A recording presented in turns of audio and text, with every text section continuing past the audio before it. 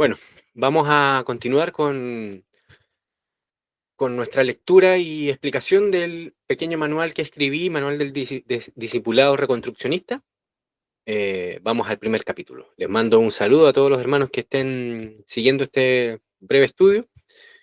Bueno, no sé si tan breve, pero algo haremos. Vamos a empezar con el capítulo 1, ¿no? Capítulo 1 titulado El Dios Trino, Soberano y Creador. O tres conceptos importantísimos que como todo cristiano debemos manejar, pero muy, muy bien. El fundacional, pues, el Dios Trino. Dios nuestro Señor se nos revela como una Trinidad, como un Dios Trino, ¿no? En el ser de Dios existen tres personas eternamente, cada una de ellas exhaustiva, plenamente Dios, cada una. O sea, una cuando se presenta es totalmente Dios y ella representa en su totalidad a Dios, no es una parte de Dios, ¿no? Ya sea el Padre, el Hijo o el Espíritu Santo. Y los tres son un solo Dios. Eso es la doctrina fundamental del cristianismo. Otro concepto importante es el concepto de soberano. Dios nuestro Señor es soberano en virtud de que Él creó de la nada, como ya vamos a ver, todo lo que existe, toda la realidad, y por tanto Él la definió, Él la determinó, Él es el que definió, determinó el significado de toda la realidad, y toda la realidad tiene un significado, es racional y es inteligible en virtud de que Dios, nuestro Señor, la pensó primero, la determinó, la creó, la ejecutó y la diseñó según su plan eterno.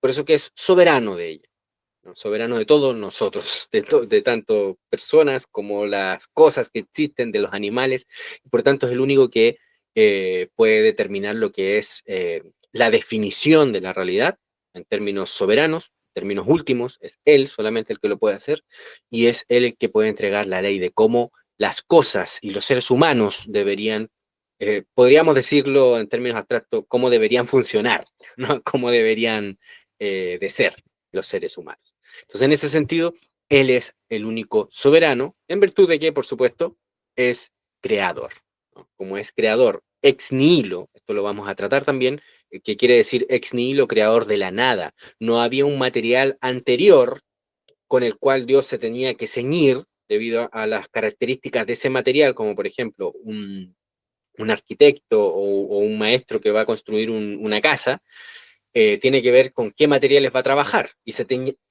su plan se tiene que ceñir, se tiene que ajustar según la naturaleza, ¿verdad? Las características de dicho material, si es madera, si es concreto, si es piedra, si es barro, si es, etcétera, ¿no? Si es metal, tiene que adaptarse a ello. Dios nuestro Señor no usó ningún material anterior que existiera, digamos, de forma, eh, digamos, al mismo tiempo, por decirlo en palabras simples, con Dios eternamente. Y por tanto Dios tuvo que someterse a esa realidad para poder crear algo. No, Dios creó de la nada, por el puro poder de su palabra, como vamos a estar viendo, y vamos a revisar las implicaciones de esto, que ya se las adelanté prácticamente, ¿no? Todo sistema de pensamiento que no se origina en Dios está destinado a la futilidad, a el sinsentido, a la necedad, a la irrelevancia, ¿verdad? Según nos enseña Romanos capítulo 1, versículo 21 al 22. El hombre en su estado caído intenta comprenderse a sí mismo y al cosmos partiendo de su propia subjetividad. Aquí la palabra comprenderse debería haberla escrito como comprehenderse. El ser humano trata de abarcarse enteramente a sí mismo y ser la medida de todas las cosas. O sea, él cree que solo él puede conocerse a sí mismo, solo él tiene la posibilidad de conocerse. Eso es la premisa del hombre caído que vamos a ver más adelante, ¿no? Y en este intento, que es fútil, que no lo puede lograr, ¿verdad? Porque es criatura que ha sido determinada por otro y él no se puede determinar a sí mismo, así que sus intenciones o sus objetivos son imposibles de cumplir. Eh, están desde un punto de partida totalmente equivocado, porque la única manera en que el hombre pueda comprenderse, la única manera en que el hombre pueda entenderse a sí mismo y al mundo es empezando con Dios. Esa es la declaración que está aquí. Todo sistema de pensamiento que no se origina en Dios está inevitablemente destinado a fracasar, ¿no? Hacer un intento fútil, un intento sin fruto, ineficaz, ¿verdad? De obtener un conocimiento, de crear algo, ¿m? En ese sentido. Algunos se preguntarán y dirá, pero ¿cómo si hay tantos seres humanos que no han creído en Dios y no han empezado en Él y aún así han creado conocimiento, ¿verdad? De hecho, uno podría citar el caso no sé, se me viene a la mente Alan Turing, que le debemos todo lo que estamos haciendo ahora, o sea, todo lo que yo estoy haciendo, incluso usted mismo en estos momentos, de poder escucharme, de poder ver un video, de poder tener un celular, ¿verdad? Y de que todos estos datos, digamos, trabajen en una computadora, se lo debemos a Alan Turing. Y sabemos que Alan Turing de cristiano tenía poco, ¿verdad? De querer someterse a Dios nuestro Señor tenía muy poco, ¿no? Muy poco. Entonces, uno podrá preguntarse, bueno, aquí ya hay evidencia de que estás equivocado, Joseph. No todo pensamiento que no se origina en Dios está destinado al fracaso. Mm. Aquí hay que hacer una distinción, digamos, coherente, una distinción que se basa en las premisas de una cosmovisión, que si yo, como ser humano, quiero empezar mi existencia, mi conocimiento sin Dios, sin empezar con Él, entonces yo tengo que partir del hecho de que nada está definido. O sea, todos son hechos, la única coherencia que existiría en mi sistema es que no hay ninguna coherencia. La única forma en la que se pueda partir desde cero es que no existe el significado, no existen los hechos, ¿no? Existiría algo así como un hecho que Van Til le llama bruto, esto es que no tiene ningún sentido, ningún significado, ¿verdad? Y que somos nosotros los que le entregamos ese significado. Es la única manera en la que el hombre, de forma coherente, de forma consistente, pueda empezar sin Dios. Pero dado que el hombre empieza en la realidad que Dios ha determinado, el hombre mismo ha sido determinado por Dios nuestro Señor, entonces es imposible que escape de la definición de Dios. Lo intenta, lo intenta, pero no puede, porque la única manera en la que el hombre pueda escapar de la definición de Dios, del propósito, de la realidad que Dios ha establecido, la única manera es crearse a sí mismo de nuevo, hacer, hacerse a sí mismo de nuevo, ¿no? Y crearse un universo, crearse una realidad totalmente aparte de esta y empezar a definirla, ¿me entiendes? Pero en la medida en que opera en esta realidad, le es inevitable operar en los términos que Dios nuestro Señor ha determinado en su creación. Es imposible, ¿me entiendes? Entonces, de ahí es que decimos los cristianos que los hombres que niegan a Dios y que aún así crean conocimiento y crean cosas maravillosas, lo hacen porque están operando bajo los términos que Dios nuestro Señor ha establecido, que es inevitable que lo hagamos, ¿verdad? En otras palabras, están usando capital de Dios, ¿no? Están usando la lógica divina, la realidad de Dios, en los términos de Dios, aún así, o sea, a pesar, mejor dicho, de que ellos lo están negando a Dios nuestro Señor. Están negando a Dios, pero no están negando las obras de Dios, no están negando la, la inherente racionalidad de la realidad en la que operamos, ¿verdad? Puede existir un ateo que niega absolutamente a Dios y dice que venimos de la nada y que somos criaturas evolucionadas, que venimos simplemente de átomos que se organizaron, ¿verdad? Y hay miles de millones de teorías que tratan de explicar esto, pero al fin y al cabo su fundamento es la irracionalidad. Empiezan en lo irracional. Y de lo irracional ellos quieren traernos o fundamentar lo racional que nosotros vemos, ¿no? De lo lógico que vemos nosotros, que actúa la realidad, ellos nos dicen que todo eso viene de lo ilógico, ¿verdad? De lo que no es lógico, ¿no? Entonces, en ese sentido, eh, estos humanos caídos están usando capital cristiano, con eso queremos decir no de la iglesia ni de los cristianos, sino capital de la realidad del Dios cristiano, ¿verdad? Para construir sus sistemas o sus obras, ¿verdad? Y por supuesto, de muchos de sus sistemas que construyen, en la medida que se someten a la realidad, a la matemática, a la biología, a, a la realidad misma en todas sus facetas, van a obtener, digamos, cosas, productos, por decirlo así, productos, de eso que ellos construyan, que van a ser, digamos, efectos de haber tratado en relativa armonía con la realidad. Si usan bien las ecuaciones matemáticas, si construyen bien la matemática, la lógica, ¿verdad? Si se ciñen a la realidad biológica, física, pues por supuesto que pueden reorganizar ciertas cosas ejerciendo dominio, cosa que vamos a ver que Dios creó con ese propósito al hombre, pues van a obtener cosas buenas. Esa es esa es la tesis, por decirlo así, ¿verdad? Sin embargo, si quieren ser consistentes, coherentes con su propio sistema, si quieren ser epistemológicamente conscientes y consistentes, coherentes con su epistemología, pues esto es una realidad. Espero que se haya entendido lo que quise explicar acá, ¿no? Esto de aquí es una realidad. Todo sistema de pensamiento que no se origine en Dios está destinado a la futilidad, ¿no? Lo que pasa es que todo sistema que no se origina en Dios usa capital de Dios nuestro Señor, ¿verdad? Y lo toma como si fuese suyo. Como por ejemplo, las leyes de la lógica, en la matemática, los axiomas, cómo asumen racionalidad, asumen que la realidad es racional, es lógica, ¿verdad? Asumen las leyes de la lógica, la asumen, no es que ellos lo ven y dicen, bueno, esto está dado, ¿verdad? Sí, pero explícame, dame cuenta de ello, ¿por qué está dado? ¿Por qué tiene que ser necesario que exista? Puede que no, pues, si el fundamento es la no razón, la no lógica, el no orden, ¿verdad? Eh, ¿Por qué está? No dan cuenta de ello, simplemente lo asumen, parte del punto de partida de que esto está dado y sigamos para adelante. Eso es lo que queremos decir, es que desde su punto de partida, de donde parten, ese punto de partida, pues lo ha establecido Dios. Y ellos están usando la obra de Dios nuestro Señor, ¿verdad? Como capital, pero robado. Esa es la idea, ¿no? Entonces, en ese sentido, el hombre en su estado caído intenta comprenderse a sí mismo y el cosmos partiendo de su propia subjetividad, como nos enseña Jeremías capítulo 17:9, de su propio corazón engañoso, erigiéndose, perdón, así en la medida de todas las cosas. El hombre es el que mide todo y él es la medida de todas las cosas, lo cual constituye la esencia misma del pecado, como vamos a ver más adelante.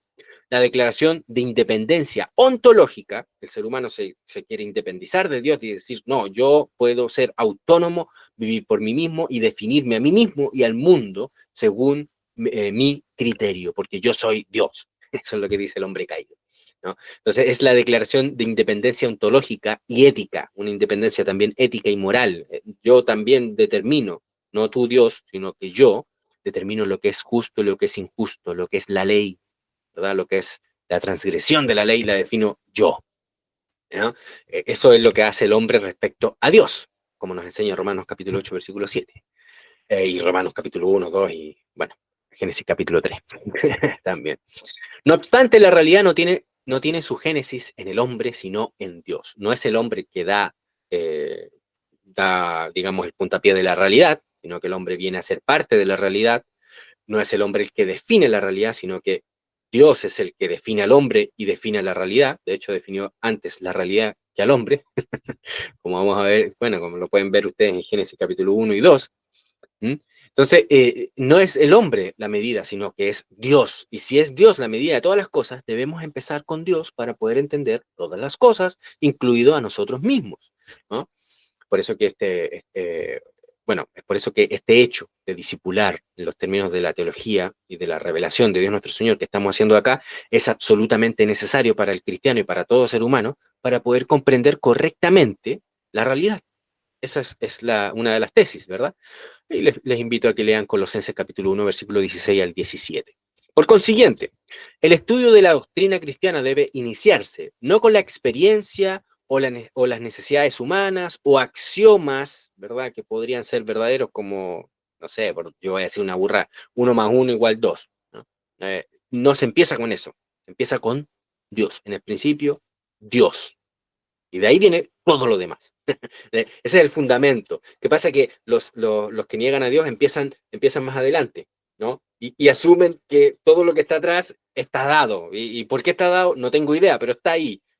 Bueno, nosotros los cristianos sabemos por qué. Porque se nos ha revelado, no porque seamos muy inteligentes, sino porque hay una revelación trascendental y autoritativa que nos enseña qué es lo que hay detrás de la realidad establecida, ¿verdad? Detrás de lo que nosotros vemos y conocemos, ¿no? Por consiguiente, el estudio de la doctrina cristiana debe iniciarse no con la experiencia o las necesidades humanas, sino con la naturaleza de Dios mismo, tal como Él se ha autorrevelado en las Sagradas Escrituras, como nos enseña Hebreos capítulo 1, versículo 1 y 2. Partamos por la doctrina del Dios Trino. En este pequeño manual no he querido yo definir, así como lo van a encontrar en todas partes, la doctrina de la Trinidad. Asumo que los cristianos que ya llevan un tiempo más o menos entienden la doctrina de la Trinidad, ¿no? Y si no lo entienden, la idea de este discipulado es que se discuta, ¿verdad? Se muestre, se explique a través de un acto de discipulado, ¿no? Y además se supone que el que está usando este manual, la idea es que lo estudie con otro para que se puedan discutir y hablar y recurrir también a otros materiales, ¿verdad? A teología sistemática, otros libritos, ¿verdad? Que hayan escrito otros hermanos mejores que yo, y puedan, pues, ir añadiendo mayor discernimiento a su conocimiento, ¿ya? Así que esta parte puede algunos pensar que es un poquito avanzada, pero no, vamos a ir explicándola a poco. El Dios Trino, la solución al problema de lo uno y lo múltiple. ¿Ya? Aquí a alguno le puede sonar a chino esto, que de qué me está hablando aquí lo uno y lo múltiple, o el uno y los muchos, o la unidad y la diversidad. Esa es la idea. Eh, desde, desde que el hombre tiene conciencia, que ha sido desde el día uno, pero desde el hombre que está caído y que ha negado a Dios, ha tenido un problema, que es tratar de dar cuenta de la realidad, sin Dios, porque eso es lo que han intentado hacer los hombres caídos, tratar de dar cuenta de la realidad sin Dios, partiendo desde ellos. Lo que vimos anteriormente que no se debe hacer, pero lo hacen igual los hombres caídos. Ese es su impulso inevitable. Eh, ha tenido un problema el hombre para poder explicar la realidad. La realidad nos muestra diversidad y unidad, y al mismo tiempo y con la misma intensidad y como que son parte de la realidad en sí misma. Pero los hombres han creído que tienen que tomar una decisión. O lo fundamental es la unidad, ¿verdad? Y por tanto, el átomo, o en el caso de los hombres, el individuo, no es importante, sino que lo más importante es el universo en su conjunto, y el átomo no es importante, o la comunidad, la nación en su conjunto de los seres humanos, y el individuo no es importante, ¿no? Si para poder conservar la vida de la nación hay que matar a un individuo, pues vamos, matémoslo, porque es más importante la unidad. Por otro lado, pues hay humanistas caídos, ¿verdad? Seres humanos caídos que dicen lo contrario.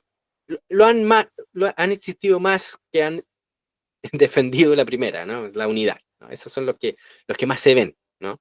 Porque obviamente si está el que defiende la diversidad, la individualidad, pues esos prácticamente nunca pueden ser protagonistas de la historia. ¿Por qué? Porque niegan que existe historia, niegan que exista cohesión, que exista unidad, ¿verdad? Y por tanto, cuando uno estudia un poco de historia, analiza un poco de los hechos pasados, siempre va a haber más del lado de la unidad, porque es la unidad la que más trata de traer coherencia, ¿verdad? Con tiranía, sí, con tiranía, pero trata de imponer una unidad.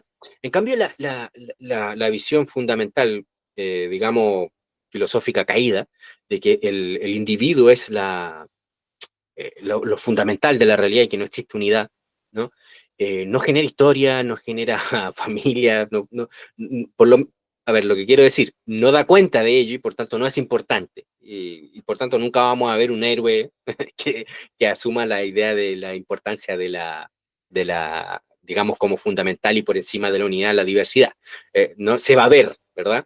Pero no quiere decir que hayan existido más que abogan por la unidad que los que abogan por la diversidad como fundamento de la realidad. No, ha estado siempre esa lucha. Lo que pasa es que siempre prevalecen los de la unidad porque siempre tienen mecanismos para eh, tomar poder contra los demás. Entonces, en ese sentido, claro, uno puede hacer un vistazo de la historia y ver que el hombre siempre ha caído más, aparentemente, más en el colectivo, en la idea colectivista, y casi nunca en la individualista. Y yo creo que han caído en los dos. Lo que pasa es que el de la diversidad, el individualista, no tiene mucho con qué enfrentarse contra una masa, ¿verdad? Es difícil, es complicado, pero sí lo han habido, sí han existido más o menos famosos que lo han hecho, más que nada filósofos, pero no tanto, por ejemplo, en la historia que hayan existido héroes. Nadie va a pelear por una nación que crea en la individualidad como fundamento. A mí que me importa la nación, a mí que me importa la comunidad, a mí que me importa la ley, la justicia. ¿Sí? Esos son conceptos que evocan a una unidad.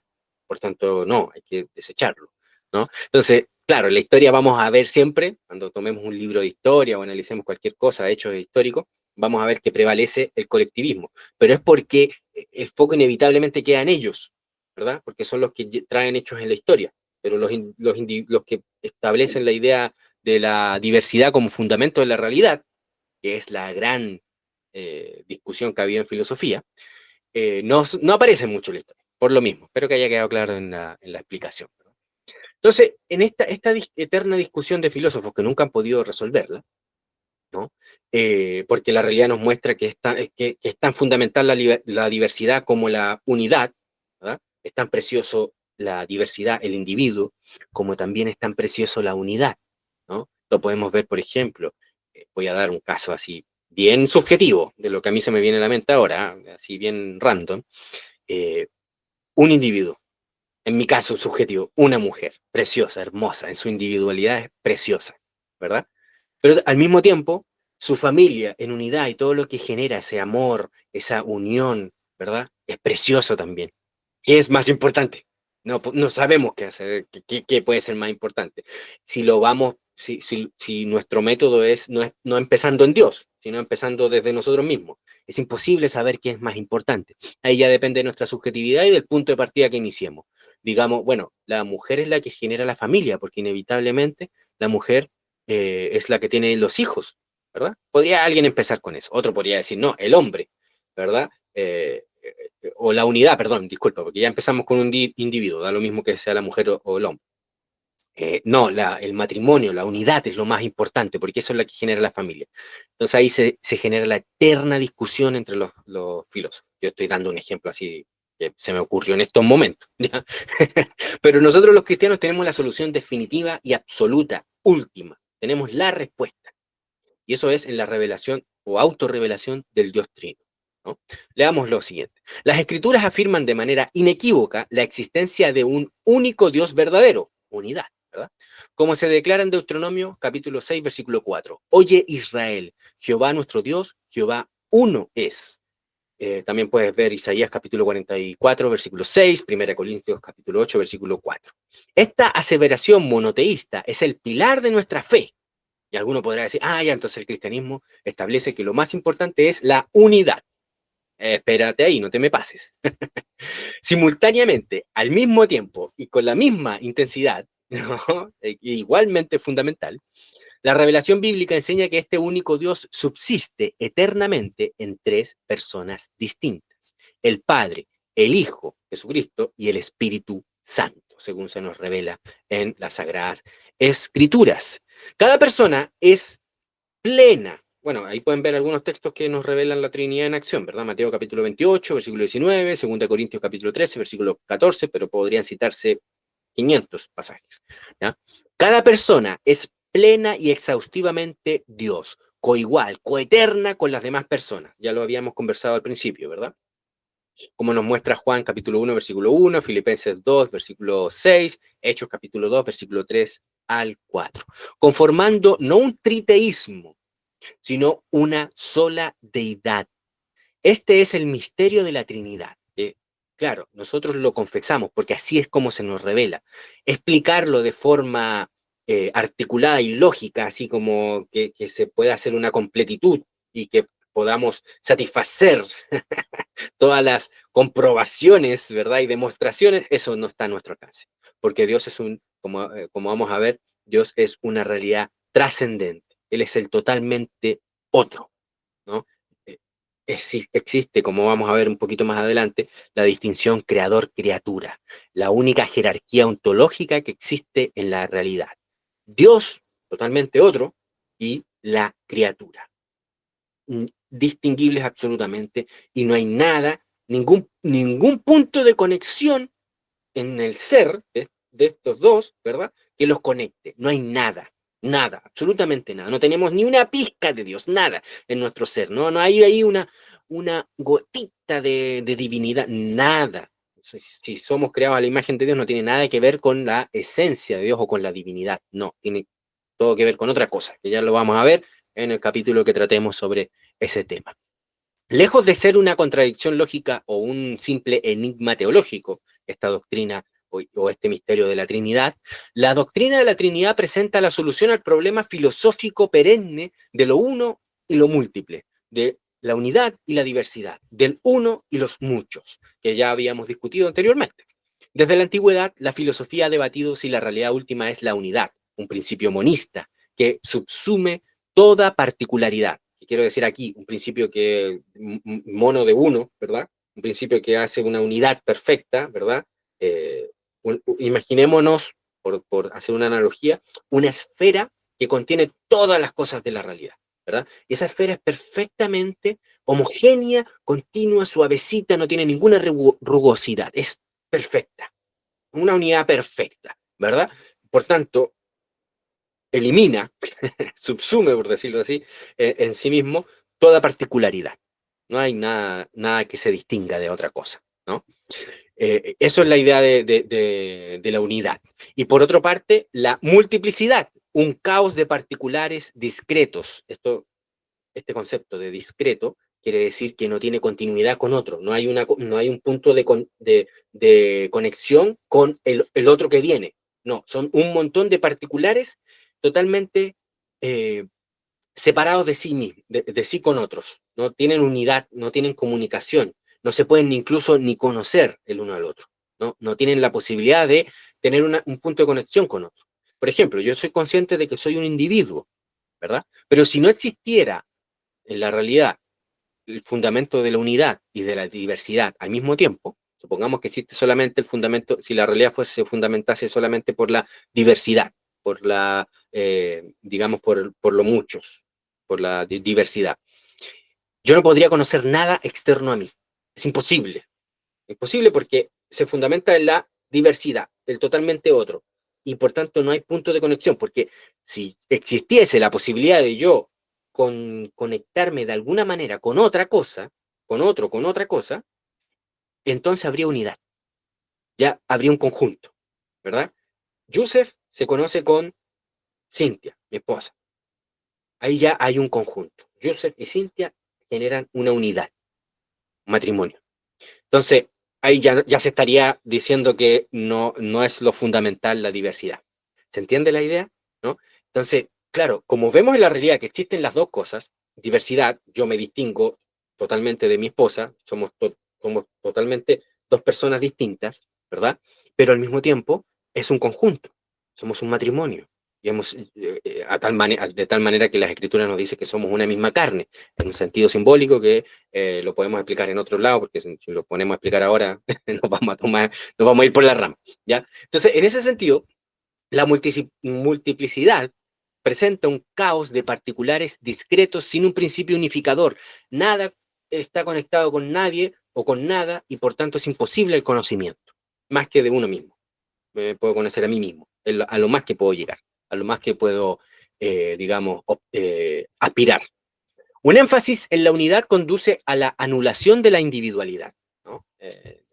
No existiría el individuo, sino solamente la unidad. Mientras que un énfasis en la multiplicidad resulta en la negación del orden, el significado y la ley universal. No habría ley más que la ley que yo me impongo a mí mismo, y no le puedo imponer a otro porque ni siquiera sé si existe otro, ni siquiera tengo idea si existe otro. Porque en el momento que yo identifico a otro, ya hay un conocimiento, y ese conocimiento genera una conexión, y esa conexión genera un conjunto, una unidad, ¿no? Por tanto, la realidad misma nos revela que es tan fundamental la diversidad como la unidad, el uno y los muchos, ¿no? Entonces, un énfasis en la unidad conduce a la anulación de la individualidad, mientras que un énfasis en la multiplicidad resulta en la negación del orden, el significado y la ley universal. ¿Qué han hecho los filósofos en la historia? Como la realidad misma nos muestra que existen las dos cosas, la diversidad y la unidad, lo que hacen es ver cuál es más importante, tratando de no negar uno del otro, ¿verdad? pero inevitablemente cuando pones uno más fundamental que otro, empiezas a negar lo otro. Y empiezas, si pones la unidad más importante que la individualidad, empiezas a negar la importancia del individuo. Si pones más importante la individualidad, empiezas a negar la importancia de la unidad, incluso la importancia del significado. Se pierde el significado, ¿verdad? Entonces, el pensamiento no cristiano ha oscilado perpetuamente entre estos dos polos. La tiranía de lo uno manifiesta en el totalitarismo y el caos de lo múltiple, evidente en el existencialismo. Pero hay una particularidad del énfasis en la diversidad. Es que la diversidad también lleva a la tiranía, debido a que lo lógico es que, debido a que si queremos convivir en una sociedad y asumimos que todos somos tan importantes, ¿verdad? Y que lo fundamental es el individuo, lo mejor es que nos unamos, creemos una entidad ficticia llamada Estado, ¿verdad? Y que sea él que nos gobierne, ¿verdad? En nuestra individualidad. Y sea él, y no otro individuo, sino esa cosa que hemos construido. Estoy relatando en términos muy simplistas la teoría de Hobbes, ¿verdad? Que se basa en que es más fundamental el muchos, es más fundamental la diversidad. Esa es la teoría de Hobbes, ¿verdad? Que termina, que concluye en un totalitarismo. Es una cosa loca, ¿no? Una cosa loca. El Dios Trino resuelve esta antinomía. En la deidad misma, como hemos visto, la unidad y la diversidad coexisten en perfecta e igual supremacía.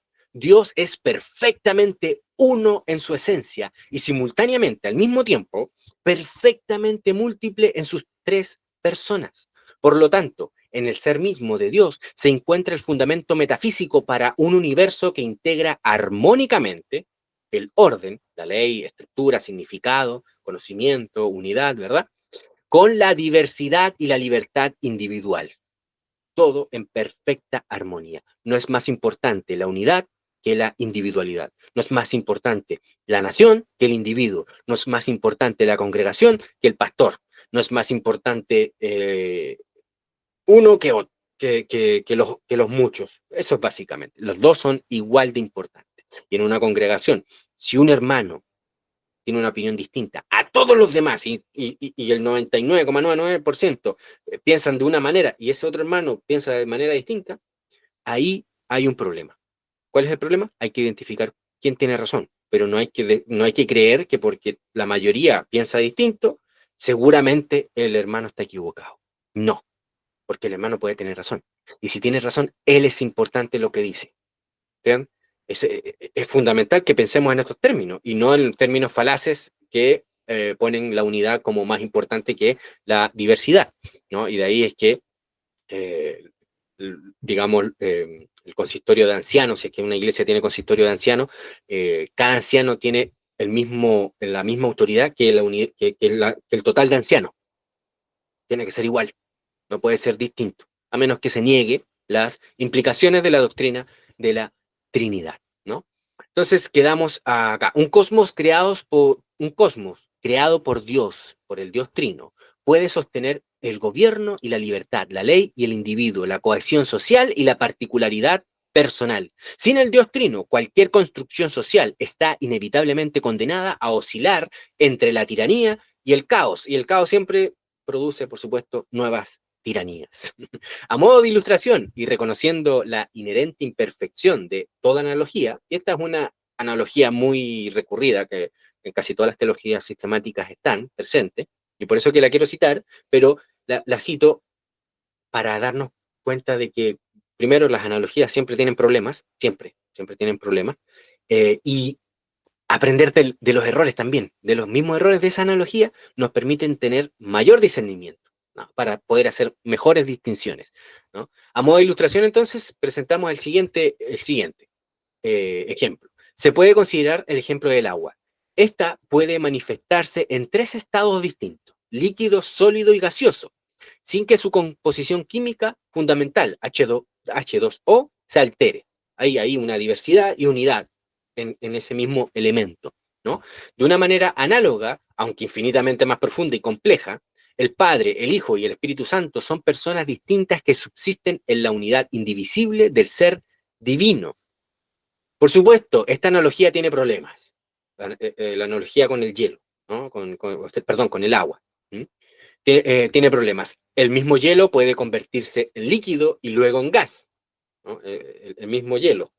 Y puede conllevar a creer de que Dios se aparece en el Hijo, después se aparece en el Padre, después se aparece en el Espíritu Santo. No, no, no, no. Son tres personas totalmente distinguibles, aparte una de la otra. No, no, no se mezclan, no se confunden en ese sentido, ¿no?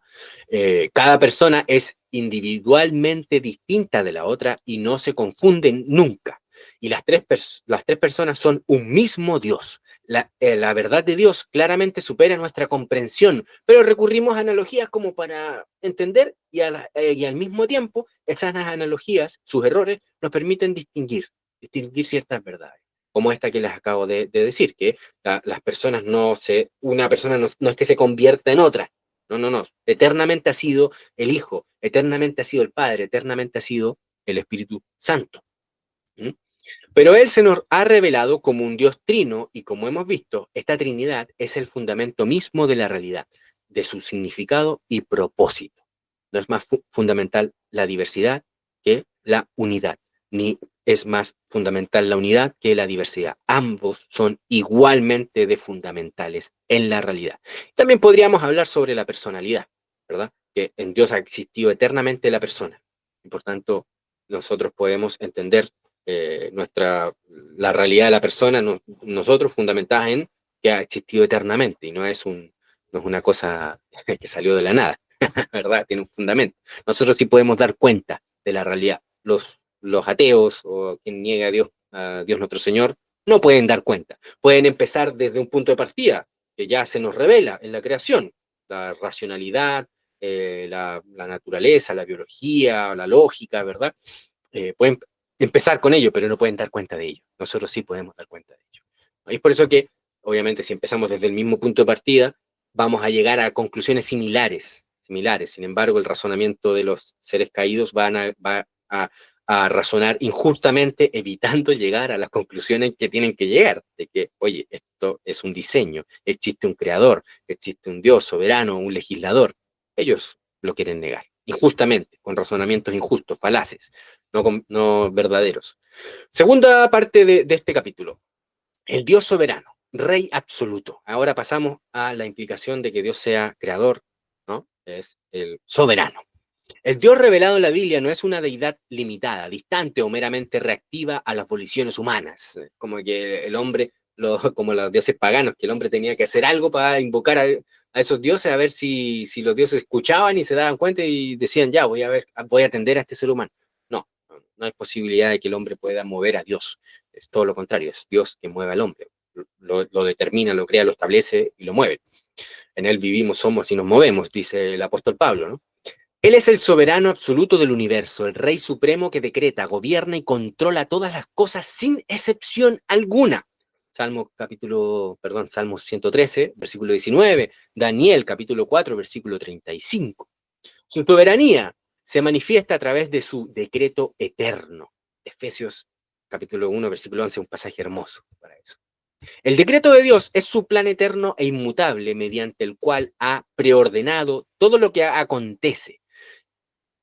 Y cuando decimos preordenado, predestinado, establecido, determinado, todo lo que acontece y es, queremos decir que en su decreto, antes de que Dios nuestro Señor hiciera los cielos y la tierra, Él definió no solamente el propósito, el significado de todas las cosas, sino la teleología, hacia dónde van todas las cosas, cuál es su propósito y hacia dónde va la historia, que es creación de Dios nuestro Señor, y cómo culmina, cómo termina esa historia.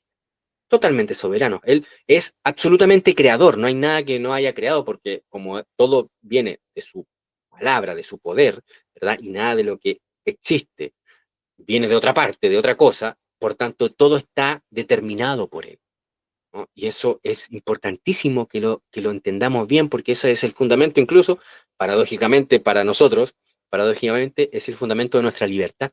Porque si no fuese así, vamos a ver más adelante, pues seríamos esclavos de causas externas, de millones de causas externas y nosotros nunca podríamos ser causas, sino simplemente efectos. seríamos esclavos de miles de causas, y ninguna posible de determinar. Y por tanto el futuro sería también totalmente caótico, no sabríamos qué pasaría. Estaríamos totalmente sujetos al absoluto azar irracional. Pero ya lo vamos a ver, ¿no? Eh, Quedamos en acá, Isaías capítulo 46, versículo 9 al 10, Hechos capítulo 15, versículo 18, pasajes también que demuestran esto. Como afirma el Salmo 115, versículo 3, nuestro Dios está en los cielos, todo lo que quiso ha hecho. Dicho decreto abarca no solo los magnos eventos de la historia, sino también los detalles más minuciosos de la existencia, pues el corazón del hombre piensa su camino, mas Jehová, el Señor, endereza sus pasos. Proverbios capítulo 16, versículo 9. Es Dios nuestro Señor el que determina, al fin y al cabo, nuestra existencia. Y nosotros como cristianos declaramos amén, porque nosotros reconocemos que Dios nuestro Señor es el soberano. Él, no nosotros. Nosotros no somos autónomos. No, somos dependientes, dependientes de Dios nuestro Señor. Ya vamos a ir profundizando en esos conceptos. La doctrina resulta particularmente aborrecible, esta doctrina, para la mentalidad moderna o para la mentalidad del humanista de toda la época, de todas épocas, en realidad. Pero en especial del humanista, mentalidad del humanista moderno, cuya aspiración fundamental es la soberanía autónoma del yo. Yo soy el que me determino. Por eso es que existe tanto estilo, tanto, ay, yo tengo que diferenciarme, tengo que poner mi marca, mi estilo, tengo tanto énfasis en eso. ¿De dónde viene? Viene de el que yo soy autónomo y soberano. Yo soy el que me defino. No me define la cultura. Yo soy contracultura. Y lo que no sabe que esa es una cultura que le impusieron a él. Él tiene que ser contracultura, pero bueno. Eh, la postulación del azar o de un libre albedrío autónomo representa un intento de construir un universo conceptual en el que la autoridad de Dios es neutralizada o eliminada. Esto es importantísimo que lo piensen, lo mediten, porque la alternativa a esto es el absurdo y es caer en lo que más o menos dije anteriormente, ¿verdad? En la esclavitud del azar del mundo, porque no podríamos controlar nada. Porque, por supuesto, la realidad es mucho mayor que nosotros y estaríamos sujetos a que ella nos determina a nosotros. Y cada segundo es absolutamente una incertidumbre total. No habría ley, no habría, digamos, lógica, leyes físicas, nada. O sea, estaríamos sujetos al completo azar. Si los eventos son producto del azar, se niega la existencia de un control y un propósito últimos, que sería el que se nos revela en las Escrituras de Dios nuestro Señor. Si el hombre posee un albedrío autónomo, se deifica a sí mismo, convirtiéndose en el único arquitecto de su destino. Las Escrituras, sin embargo, no sostienen ninguna de estas premisas. Enseñan que Dios es la causa primera y el gobernador providencial de todas las cosas, y que incluso los actos pecaminosos de los hombres son orquestados dentro de su plan para el cumplimiento de sus buenos propósitos, sin que esto lo constituya a él en autor del pecado, sino que él va determinando todas las cosas, moviendo todas las cosas por el poder de su sabiduría y de, por supuesto, de su soberanía. Génesis capítulo 50, versículo 20, un texto muy importante, José ahí nos lo hace ver claramente. Y Hechos capítulo 4, versículo 27 al 28, también el apóstol Pedro aplicando esta doctrina que estamos ahora conversando. La comprensión de la soberanía divina confiere una paz y una confianza inconmensurables, pues implica que ningún acontecimiento en la vida es accidental o carente de significado. Todo da gloria a Dios y todo nos revela el plan de Dios. Que yo ahora estoy en este momento en un edificio, estoy en un departamento. Yo puedo confiar que los materiales van a comportarse como espero que se comporten, con una ley, con una forma lógica, racional de comportarse, que ya hemos medido, ya hemos comprobado, ¿verdad? Y que siempre ha sido así, porque va a cumplir con las leyes de la lógica, perdón, de la lógica y de la física, y puedo estar seguro de que el techo no me va a caer encima, o que no voy a salir volando de repente, ¿verdad? Hay un orden que está siendo gobernado por Dios en su providencia y en su predestinación, que Él lo definió y lo determinó de esta manera. Y yo puedo estar confiado, puedo confiar en Dios nuestro Señor. En cambio, si yo niego a Dios, no hay nada con lo que yo pueda decir, oye, esto tiene que ser así. No, no tiene que ser así, no tiene que por qué ser nada así. Pero el ateo empieza por ese punto de partida. Esto está dado, así es, punto. Y no da cuenta de aquello. No, no, no, así es, nada más, no discutamos esos temas. No discutamos esos temas porque nos va a llevar al Dios que se reveló, ¿verdad? Al Dios, a Cristo, a nuestro Señor Jesucristo. Cada prueba, cada bendición y cada suceso ha sido divinamente ordenado por nuestro sabio y amoroso Padre Celestial, para nuestro bien y para su gloria. Negar esta verdad nos dejaría esclavos de infinitas posibilidades y el temor y el espanto estarían totalmente justificados en nuestro diario vivir, ¿no? Mejor estaríamos encerrados. Bueno, ni siquiera estar encerrados eh, sería seguro, porque tampoco sabemos si los materiales o las cosas que estén ahí, los entes que estén ahí, puedan comportarse como uno espera que se comporten, ¿verdad? Un átomo podría explotar en cualquier momento y causar una bomba atómica, ¿verdad? No, gracias a Dios que no estamos sujetos a ese temor. Y los humanistas o los hombres caídos, los que niegan a Dios, no están sujetos a ese temor porque están usando capital cristiano. Esa es la realidad. Ahora, si se entiende lo que quiero decir con capital cristiano, no es que los cristianos inventamos esto, no, sino con el Dios cristiano. Están usando la lógica de Dios, la predestinación, la providencia, la definición, determinación de la realidad del Dios cristiano, pero negando a su autor. Eso es lo que están haciendo los impíos. Pero damos gracias a Dios que por su soberanía y providencia podemos descansar en paz en Él. Esa es la idea, ¿no? ¿Cuánto llevamos? Creo que ya vamos a continuar después porque me quedan... Ah, no, me queda poquito, sigamos, ya. El tercer punto, ¿ya? Que cuando sean 4 puntos vamos a hacer 2 primero en un video y después otros 2. El Dios creador, la distinción creador-criatura. Este es fundamental, ya lo hemos hablado, pero es fundamental que esté en nuestras cabezas, en nuestras mentes, constantemente, y no nos confundamos con esto. Esto es una de las doctrinas fundamentales del cristianismo y cada vez que se niega, ¿verdad? Que se opaca, que se nubla esta distinción, pues dejamos la pura embarrada, ¿no? Queda todo mal. Queda todo mal y ahí trae grandes problemas. Finalmente, es imperativo comprender a Dios como el creador. Génesis capítulo 1 declara, en el principio creó Dios los cielos y la tierra. Dios, como soberano, efectuó la creación ex nihilo. Ya hemos explicado qué es eso, ¿verdad? A partir de la nada. Mediante el poder de su palabra, según nos revela Hebreos capítulo 11, versículo 3, y también Génesis capítulo 1, ¿verdad? Y Romanos capítulo 4, versículo 17. No utilizó materia preexistente, ni emanó el universo a partir de su propia sustancia. No es que Dios dijo, ya, voy a sacar una gotita, voy a cortarme una uña, nada, no, ni un pelito, ni una gotita, ni una lágrima, no, nada que ver, nada que ver. La, la, la esencia ontológica de la criatura no tiene absolutamente nada que ver con la esencia ontológica de Dios nuestro Señor. Nada, no hay nada, no, es completamente otro ser. Nada que ver con nosotros. No confundamos eso que somos un suspiro de Dios. No vengan con estupideces, porque no es así, ¿ya? No utilizó no utilizó materia preexistente ni emanó el universo a partir de su propia sustancia. La creación no es una parte del ser de Dios ni una pequeña gota de su esencia. Es la creación a partir de la nada, por el solo poder de su palabra creadora, la que dio origen y orden a toda la realidad que conocemos. De este hecho se deriva la distinción más fundamental que existe, la distinción ontológica entre el creador y la criatura. Creador está aquí, criatura está acá, y son dos cosas totalmente distintas. No se mezclan, no tienen conexión alguna, nada. ¿Cómo es que entonces podemos estar hablando de Dios y cómo es que entonces podemos decir que Dios se nos ha revelado y cómo podemos decir que tenemos al Espíritu de Dios que obra en nosotros y que nos hace nacer de nuevo?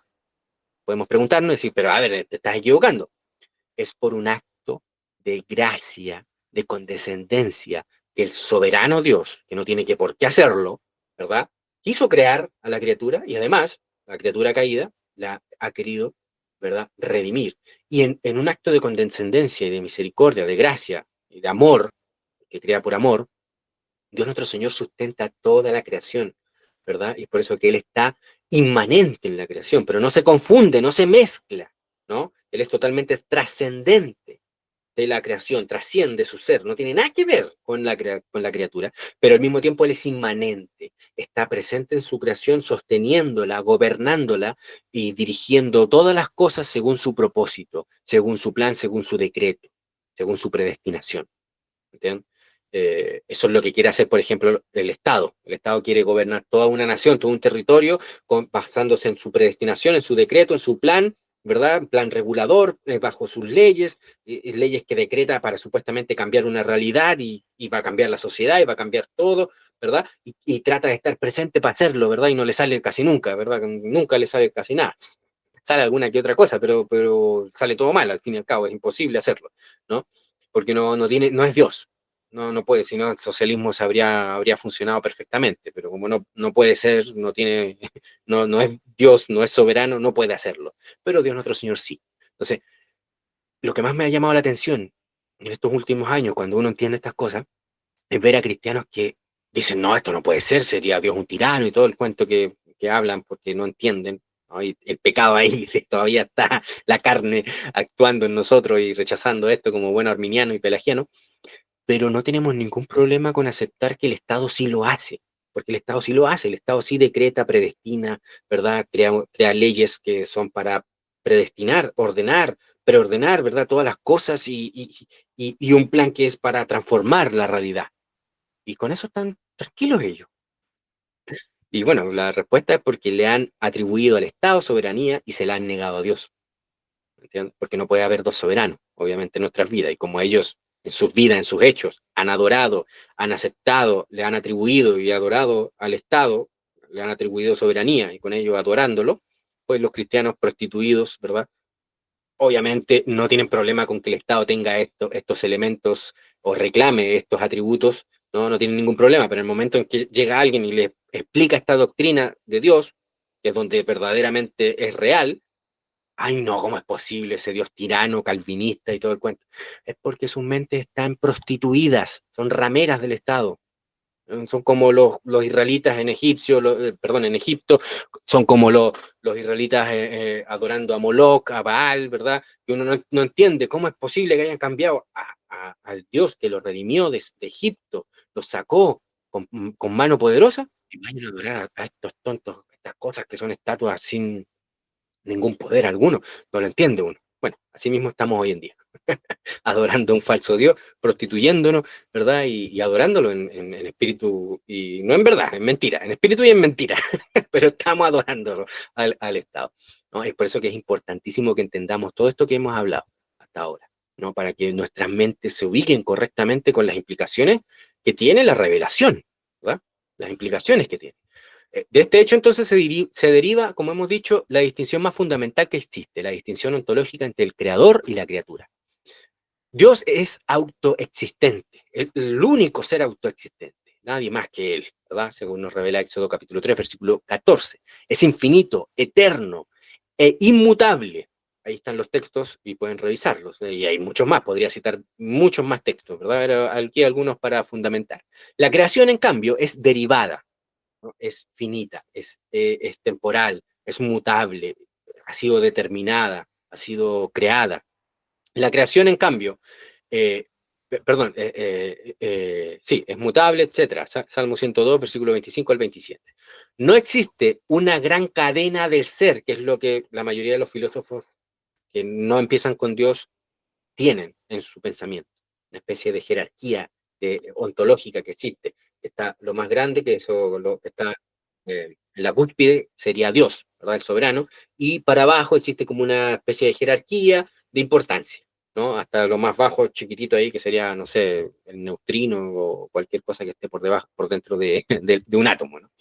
Entonces, no existe una cadena del ser o un continuo que conecte a Dios con el hombre o o con el hombre por parte de la creación. O sea, lo que quiero decir aquí que esa distinción es absoluta. Hay un muro total.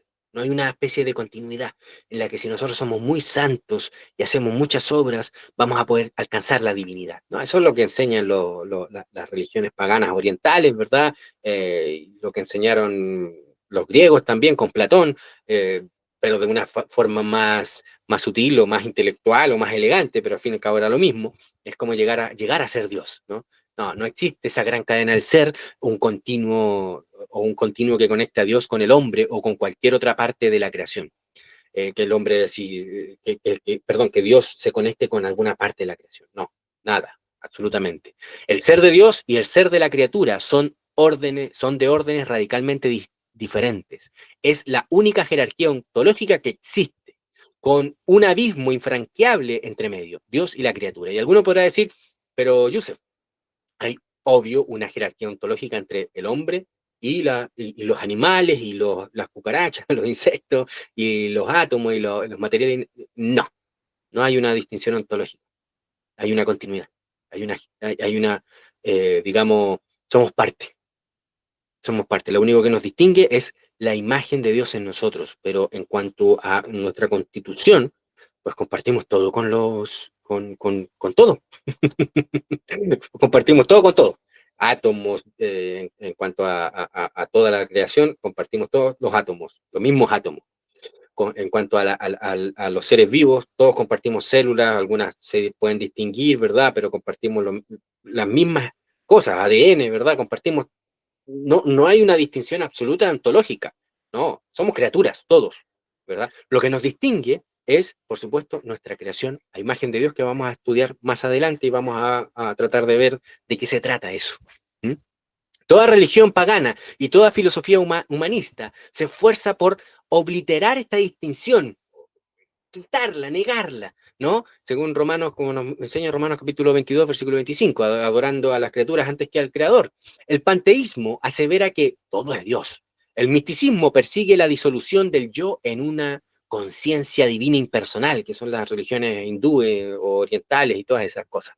Y el humanismo moderno, a través de su dogma de la evolución, postula un desarrollo inmanente y continuo desde la materia inerte, el átomo, hasta el hombre, posicionando a este último como un dios en potencia que ya está alcanzando la divinidad, incluso va a alcanzar la inmortalidad, como constantemente durante décadas y décadas, y actualmente también se nos dice por parte de los científicos, vamos a alcanzar la inmortalidad, como si el juicio contra el pecado y contra la caída la pudieran superar los hombres.